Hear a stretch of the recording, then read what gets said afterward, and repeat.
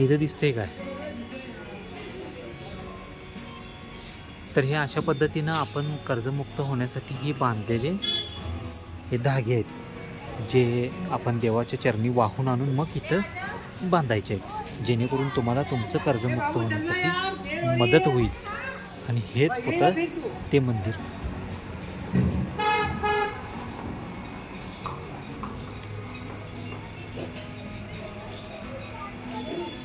हे ते झाड जे बरोबर देवाच्या चरणी आहे आणि इथं खाली बरोबर मंदिर तुम्हाला मी दाखवलं. नमस्कार मित्रांनो, पुन्हा एकदा स्वागत आहे तुमचं नवीन व्हिडिओमध्ये. आता आपण आलेलो आहोत ऋणमुक्तेश्वर महादेव मंदिर. ऋणमुक्तेश्वर महादेव मंदिर म्हणजे काय? इथं तुम्ही केलेली प्रार्थना जर तुमची पूर्ण झाली तर तुमची कर्ज मुक्त होणार, असं थोडक्यात या मंदिराचा काही इतिहास आहे. तर जाणून घेऊया आपण या व्हिडिओमध्ये. राहा. तर मंडळी, मंदिर परिसरात असणाऱ्या या गोमाता यांना पाहिल्यानंतर मन अगदी प्रसन्न होऊन जाते.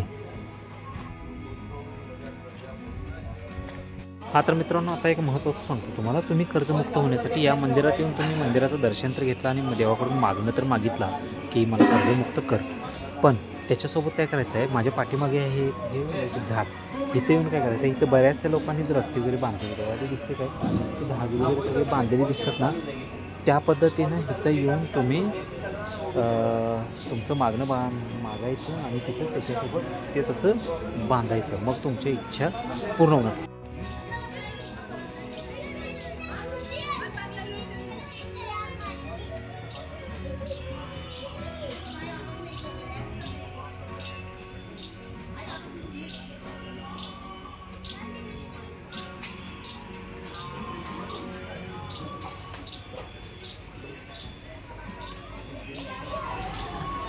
तर अशा पद्धतीने इथं मंदिराच्या बाहेर असणारा नंदी, त्याच्या कानामध्ये आपण आपल्या इच्छा मागण्या सांगायच्या आहेत.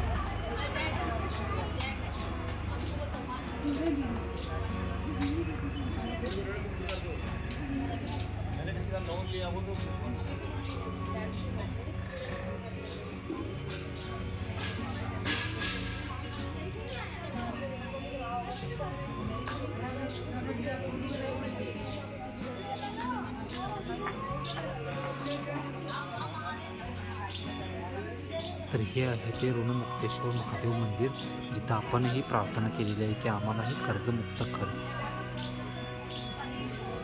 आणि इथं येऊन तुम्ही माता केल्यानंतर तुमची कर्ज नक्कीच माफ होण्यासाठी पूर्ण मदत होते, असा ह्या मंदिराचा इतिहास आहे.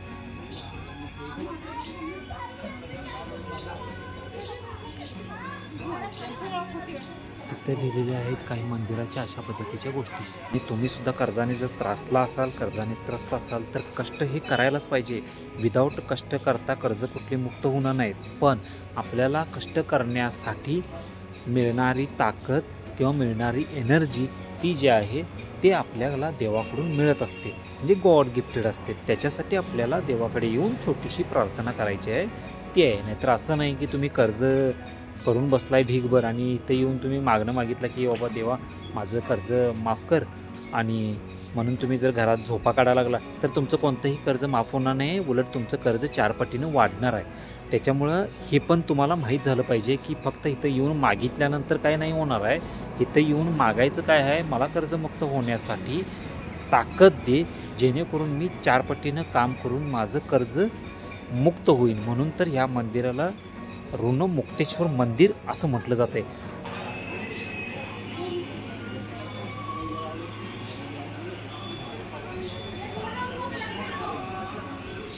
तर कॉमेंटमध्ये सांगा की माझ्या व्हिडिओच्या अगोदरच तुम्ही कोण या ठिकाणी येऊन व्हिजिट केलेला होता आणि कसा वाटला तुम्हाला हा व्हिडिओसुद्धा सांगायला अजिबात विसरू नका. आणि मी तुम्हाला भेटतो अशाच एका नवीन ठिकाणी.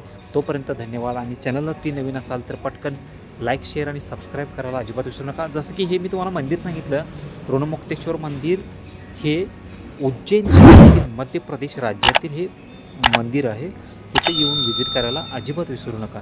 मी भेटतो तुम्हाला पुढच्या व्हिडिओमध्ये. धन्यवाद.